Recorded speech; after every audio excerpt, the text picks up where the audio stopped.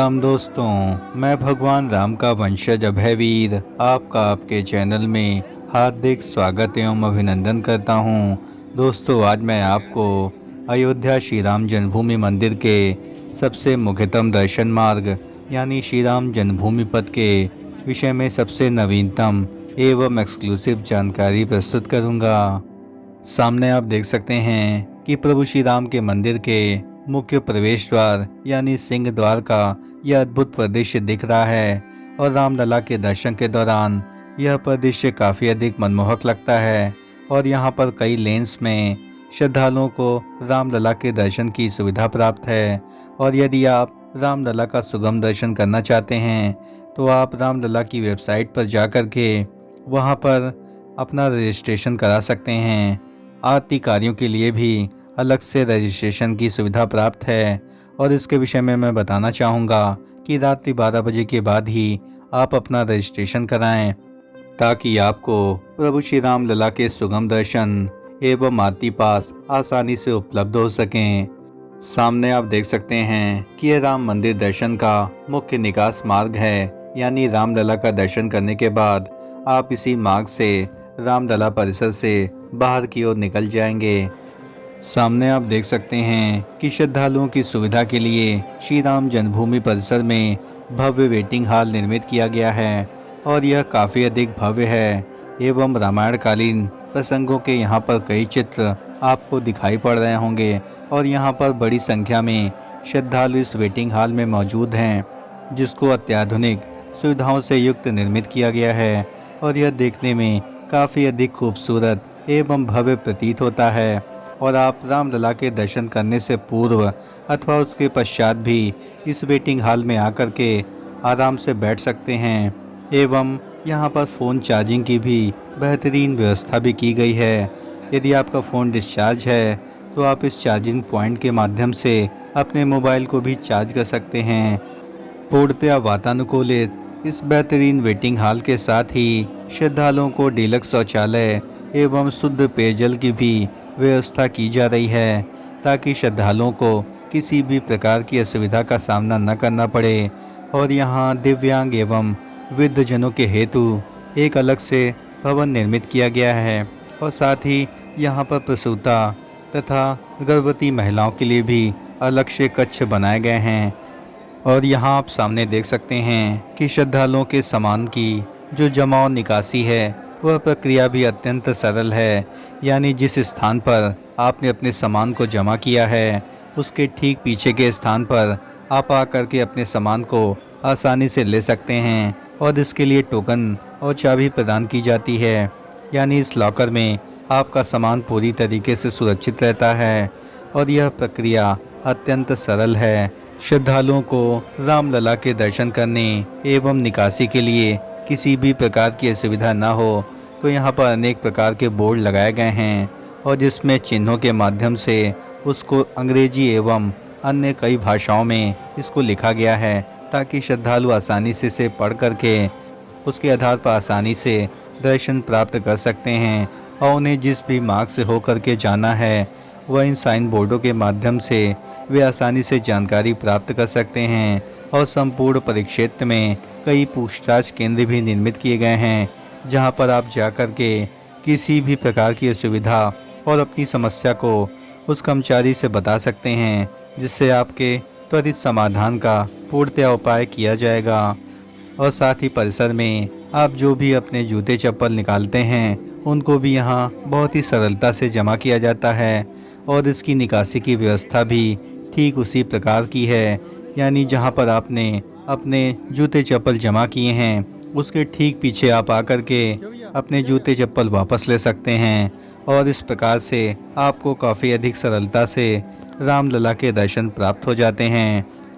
सामने दृष्टिगत परिदृश्य में आप देख सकते हैं कि रामलला के दर्शन करने के पश्चात अब हम पुनः श्री राम जन्मभूमि पथ पर वापस आ गए हैं। और यहाँ आप देख सकते हैं कि यहाँ पर दीवारों पर जो बेहतरीन आकृतियाँ निर्मित की गई हैं वह काफ़ी अधिक खूबसूरत प्रतीत होती हैं। और यहाँ पर जो भी कैनोपी शेड निर्मित किए गए हैं वह श्रद्धालुओं को काफ़ी अधिक राहत प्रदान करने वाले हैं। और लगभग 2 दर्जन की संख्या में कैनोपी शेड बनाए गए हैं और इसके लिए यहाँ पर मध्य भाग में श्रद्धालुओं के बैठने की भी व्यवस्था की गई है, जहाँ पर ग्रेनाइट के बेहतरीन पत्थर लगाए गए हैं और साथ ही आपको कई स्थानों पर पेयजल की भी व्यवस्था दिखेगी। और आने वाले दिनों में जैसे जैसे गर्मी बढ़ती जाएगी वैसे वैसे जल पियाओ की जो व्यवस्था है वह और भी अधिक बढ़ा दी जाएगी और साथ ही श्रद्धालुओं के बैठने विश्राम करने के लिए भी अलग से यात्री सुविधा केंद्र निर्मित किया जा रहा है। यदि आपको श्री राम जन्मभूमि पथ मार्ग से होते हुए आपको विश्व प्रसिद्ध हनुमानगढ़ी मंदिर का दर्शन करना हो तो आप इसी मार्ग से ठीक बाईं ओर यहाँ पर एक भक्ति पथ मार्ग आपको दिखेगा और इसी मार्ग से आप होकर के हनुमानगढ़ी का भी दर्शन कर पाएंगे। और इसमें 3 अतिरिक्त मार्ग बनाए जाने की भी घोषणा की जाएगी। और साथ ही आप सामने देख सकते हैं कि यह बेहतरीन सुग्रीव किला परिसर है और सुग्रीव किला अपने आप में एक ऐसा ऐतिहासिक एवं पौराणिक स्थान है जिसके दर्शन मात्र से सभी के शत्रु समाप्त हो जाते हैं। और इस प्राचीन किले का जो निर्माण कार्य है वह त्रेता युग में महाराजा भरत ने भगवान श्री राम के लंका विजय के उपरांत करवाया था। और अयोध्या वापस लौटने के समय भगवान श्री राम के स्वागत के लिए इसे मणिमाणिक्यों से जड़ित करवाया गया था और जिसके बाद अयोध्या के राजा भगवान श्री राम ने इस स्थान को महाराजा सुग्रीव को अयोध्या में रहने के लिए दे दिया था। और तभी से यह प्रसिद्ध स्थान सुग्रीव किला के नाम से जाना जाता है और आज भी इस स्थान की पौराणिकता पुरातत्व विभाग में दर्ज है। और अयोध्या में श्री राम जन्मभूमि परिसर के बेहद करीब पौराणिक स्थल अत्यंत महत्वपूर्ण माना गया है और चौड़ीकरण के दौरान लगभग 30 मीटर की परिधि में यह मंदिर भी आ रहा था, लेकिन इस पवित्र महल को किसी भी प्रकार से इसमें छेड़छाड़ नहीं की गई। दोस्तों, प्रभु श्री राम के मंदिर की ओर जाने वाले मुख्य दर्शन मार्ग श्री राम जन्मभूमि पथ के विषय में हमारे द्वारा दी गई जानकारी यदि आपको जरा भी पसंद आई हो तो इस चैनल का हृदय से समर्थन करें, इस चैनल को लाइक करें, शेयर करें एवं सब्सक्राइब करें और कमेंट बॉक्स में जय श्री राम जरूर लिखें। अत्यंत पौराणिक एवं महत्वपूर्ण स्थलों में सुग्रीव किला को अयोध्या की पुनः स्थापना के दौरान महाराजा विक्रमादित्य ने इस किले का जीर्णोद्धार भी करवाया था। और इस मंदिर में आज भी भगवान श्री राम, माता सीता, अनुज लक्ष्मण, भरत शत्रुघ्न के साथ ही राजा सुग्रीव की भी पूजा होती है। और इस स्थान के इतिहास का वर्णन करते हुए जगत गुरु पुरुषोत्तमाचार्य महाराज जी बताते हैं कि भगवान श्री राम के वनवास जाने से पहले महाराजा भरत को इस स्थान पर रखे आभूषण, हीरे, जवाहरात और माणिक्यों की रक्षा के लिए कहा गया था। और 14 वर्षों के उपरांत जब भगवान राम अयोध्या वापस लौटे तो महाराजा भरत ने इस स्थान पर मौजूद मड़ियों से एक किला भगवान श्री राम के स्वागत के लिए बनवा दिया था। और जब 14 वर्ष बाद प्रभु श्री राम लौटे तो सुग्रीव महाराज भी उनके साथ थे।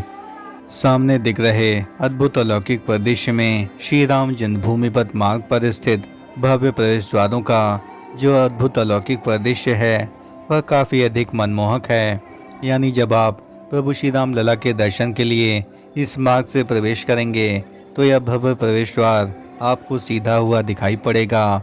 और यह प्रवेश द्वार काफ़ी अधिक मनमोहक एवं खूबसूरत बनाया गया है और लगभग 30 करोड़ की लागत से निर्मित इन भव्य प्रवेश द्वारों की आभा है वह काफ़ी अधिक मनमोहक है। एवं ये सभी पत्थर मिर्जापुर एवं बंसी पहाड़पुर से लाए गए हैं जो कि काफ़ी अधिक खूबसूरत एवं दिव्य प्रतीत होते हैं।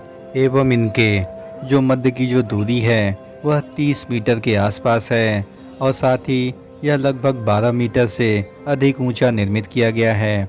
और यहाँ पर पूर्णतया पिंक सैंडस्टोन से इन प्रवेश द्वारों को भव्यता से बनाया गया है। पिंक सैंडस्टोन से निर्मित इन बेहतरीन प्रवेश द्वारों की आभा काफ़ी अधिक खूबसूरत है। और यहाँ पर आप देख सकते हैं कि यहाँ पर जो कैनोपी शेड है वह भी अत्यधिक खूबसूरत लग रहा है और इसकी जो छाया है वह श्रद्धालुओं को काफ़ी अधिक सुविधा प्रदान करेगी, क्योंकि आने वाले समय में गर्मी के अत्यधिक बढ़ने की वजह से श्रद्धालुओं को किसी भी प्रकार की सुविधा ना हो, अतः यहाँ पर कैनोपी शेड के निर्माण कार्य बड़ी संख्या में किए गए हैं और इसी मार्ग से हो कर के आप प्रभु श्री राम लला के दर्शन को आसानी से प्राप्त कर सकते हैं। दोस्तों, प्रभु श्री राम के मंदिर की ओर जाने वाले सबसे सुंदरतम एवं मुख्यतम मार्ग श्री राम जन्मभूमि पथ के विषय में हमारे द्वारा दी गई जानकारी यदि आपको जरा भी पसंद आई हो तो इस चैनल का हृदय से समर्थन करें, इस चैनल को लाइक करें, शेयर करें एवं सब्सक्राइब करें और कमेंट बॉक्स में जय श्री राम जरूर लिखें। धन्यवाद। राम राम राम राम।